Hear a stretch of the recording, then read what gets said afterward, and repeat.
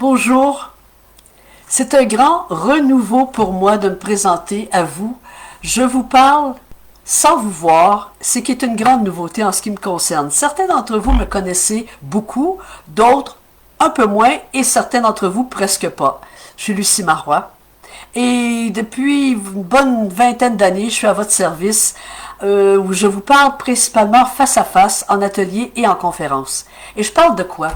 Je parle des sujets qui me passionnent, mais des sujets qui vous intéressent aussi, dans la mesure où vous avez envie de vous comprendre davantage quand je parle de type de personnalité, dans la mesure où vous avez besoin de renouer avec vos équipes, de renouveler la motivation quand je parle de communication, mais surtout quand je parle de leadership personnel, c'est-à-dire cet art à développer où on reprend la responsabilité de sa propre réussite sous différents aspects. Alors, tous ces sujets-là m'animent particulièrement, mais ma façon de m'adresser à vous a dramatiquement changé parce que dans la dernière année, j'ai eu l'impression que mon gouvernail professionnel a passé comment je dirais bien ça, dans le tordeur de la pandémie, littéralement. Ça s'est fait déchiqueter. J'ai résisté, j'ai maugréé, j'ai tempêté parce que j'étais forcé d'arrêter quelque chose qui me plaît énormément, vous rencontrer, voir vos réactions, vous entendre. Ça m'allume, cette partie-là.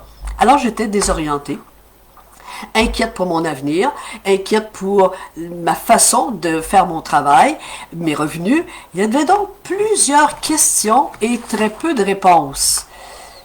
Mais à un moment donné, j'ai eu faim. J'ai eu faim d'apaisement. J'ai eu faim de diminuer cette anxiété parce que j'ai eu faim de plaisir, de reconnexion avec les gens qui souhaitent participer à ce que je propose. Donc, tout simplement, je n'étais pas contente, puis là, je suis contente. Qu'est-ce qui s'est passé? Ben, il s'est passé que j'ai frappé à la porte de certaines personnes. J'ai trouvé des gens qui pouvaient, non pas me donner un coup de pouce pour réfléchir à tout ça, mais me donner un coup de pied pour décider et agir. Puis je les en remercie. J'ai sélectionné des gens qui ont suivi mes formations et qui sont donc équipés des outils que moi-même je propose dans le but de voir clair, de prendre des décisions et d'assumer le leadership personnel. Et ils se sont plu, je crois beaucoup, à me resservir ces questions-là et ces outils-là d'une façon bienveillante et avec beaucoup de sollicitude. Mais c'est des questions faciles, genre, oui, mais Lucie, qu'est-ce que tu veux? Ouais. Puis après ça, pourquoi? Pourquoi? Alors, ne pouvant pas répondre sur le champ, j'ai pris 3 jours de pause complète où je suis sortie de mon environnement et je suis allée en plein air, au grand air, me rapprocher de ma petite famille et finalement, je reviens vers vous, enthousiaste et contente de reprendre la route d'échange, mais en virtuel. Cependant, j'arrive avec les mains pleines. Et j'en suis contente. Les mains pleines de cadeaux gratuits, 21 cadeaux gratuits, 21 questions du genre de celles qu'on m'a posées et davantage, pour tout simplement ajuster vos repères. On est un petit peu déboussolé dans tous les secteurs de notre vie pour la plupart. Se poser des questions pour remettre de l'huile dans notre moteur de motivation, dans notre moteur de décision, dans notre moteur d'action. Ça a besoin de soutien, ça. Et finalement, clarifier des réponses sans doute à certains défis que vous avez. Comment on fait ça? Je vous en donne, non seulement on va s'en reparler de semaine en semaine, mais je vous en donne un aperçu. La première chose, c'est d'arrêter. Appuyez sur le bouton arrêt. Pour après pouvoir appuyer sur le véritable bouton qui est le reset. Le reset d'un ordinateur, qu'est-ce qu'on fait? On le remet à niveau, on le remet à jour, et c'est ce qu'on a tous besoin un peu de faire en ce moment. C'est pas d'abandonner nos ambitions, c'est pas de changer nos vies dramatiquement, mais c'est finalement de regarder comment est-ce qu'on peut réaménager. Ça veut dire se mettre à l'arrêt, peut-être seulement 15 minutes par jour, 1 heure par semaine, quoi qu'il en soit, prendre le temps de se taire le dedans, pour entendre les haut-parleurs. Qu'est-ce que vous entendez? Des grognements de colère, du grichement de frustration. C'est des choses qu'on dit qu'on ne veut pas entendre. Pourtant, je propose toujours d'aller voir pourquoi la frustration. Qu'est-ce qui déclenche ça? Parce que c'est pas dans le but de souffrir davantage. Parce que la réponse à ce qu'il y a à faire après, elle est dans cette réponse-là. Ça veut dire que Quand j'entends ce grognement, est-ce que j'entends des opportunités que j'ai laissées filer? Est-ce que j'entends des injustices que j'aurais envie de redresser dans les dernières années, les derniers mois? Est-ce que j'ai des regrets? Est-ce que j'entends des regrets de sujets que j'ai pas abordés, d'actions que je n'ai pas prises? Est-ce que j'entends une routine chambardée qui me dérange au point où ça pourrait être utile de la réviser? Écoutez, je vous lis ceci parce que je trouve que ça résume. Je crois que plusieurs d'entre nous seront d'accord pour dire que la colère et la frustration ont été en haut de la liste des émotions en 2020. Mais de quoi étions-nous fâchés? De perdre le contrôle? Okay. De devoir se retourner sur un dissous? De perdre quelqu'un? De perdre un style de vie précieux construit sur plusieurs années?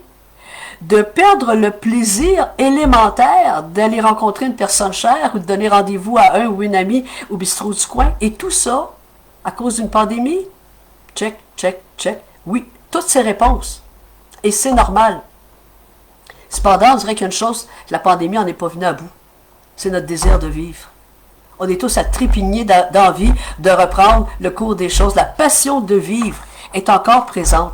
Et ce sont là les cadeaux que je vous offre pendant les semaines qui viennent. Quelles sont les questions pour réanimer non seulement cette passion-là, mais lui donner une direction. Comment la vivre, comment l'exploiter. C'est donc dire que je vous propose une façon de se relever, de secouer la poussière finalement et de vous réapproprier vos ambitions, format remanié sans doute toutefois.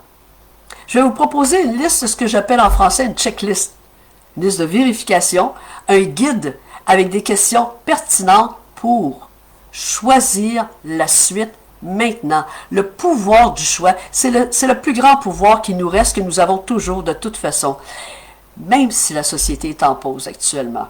À l'intérieur de nous, il y a un bouton, il ne faut pas appuyer pause là-dessus, c'est pas le temps. Okay. C'est plutôt d'aller écouter parce que c'est le moment d'appuyer sur le bouton reset par la suite. Voyez? Tout est possible et tout évolue souvent de la meilleure façon. À 20 ans, je voulais être journaliste reporter international. Je voulais voyager, découvrir, comprendre, apprendre et retransmettre. C'est pas ce que j'ai fait. Je suis pas journaliste, mais ce que je fais dans la vie, c'est un peu la même chose. J'apprends, je découvre, je comprends et je retransmets en atelier et en conférence. Alors, j'ai une question pour vous. Est-ce que ce serait le temps de redonner une autre forme à ce qui est capital pour vous, littéralement? Je vous invite pour ça à vivre dangereusement. Je vous invite au risque. Je veux dire le risque de choisir, le risque de rechoisir, le risque de reformuler vos vœux de fidélité à vous-même. On se perd de vue, on s'est beaucoup perdu de vue au fil du temps. Alors, j'aime bien me baser sur des personnages pour guider certaines réflexions. Est-ce qu'il y a un personnage qui vous attire au cinéma, au théâtre, dans la littérature? Moi, j'ai un faible pour l'agent 007, James Bond. Pourquoi? Parce que ça représente la passion du risque, ce personnage-là, la vulnérabilité, stoïque, séducteur, intelligent, on l'est tous quelque part, n'est-ce pas, au service de sa majesté. Donc, une cause plus grande que lui qui fait qu'il est capable de prendre tous les risques pour cette cause-là. Et il savoure la vie de façon incroyable et étant dans une forme physique enviable. Absolument. Alors, vous aussi êtes des 007. Vous êtes passionné du risque. Vous en avez pris jusqu'à aujourd'hui des risques pour vous rendre là où vous êtes. Vous êtes sensible, vous êtes courageux. Vous apprivoisez vos ambitions au service d'une cause plus grande que vous. Et ça peut être votre famille, ça peut être votre milieu de travail, votre communauté, votre village, votre ville, quoi qu'il en soit. Et dans la meilleure forme physique possible. Et ça, maintenant, c'est une préoccupation quotidienne que nous devons tous avoir, n'est-ce pas? Ce qui fait que, à chaque mercredi matin, 8 heures, je vous retrouve ici, je vais vous proposer des pistes pour avancer, des questions qui sont toutes simples, mais les réponses vous appartiennent. Ça va toujours être le dénominateur commun. Ma préoccupation, c'est de se demander constamment, mais qu'est-ce qui est possible?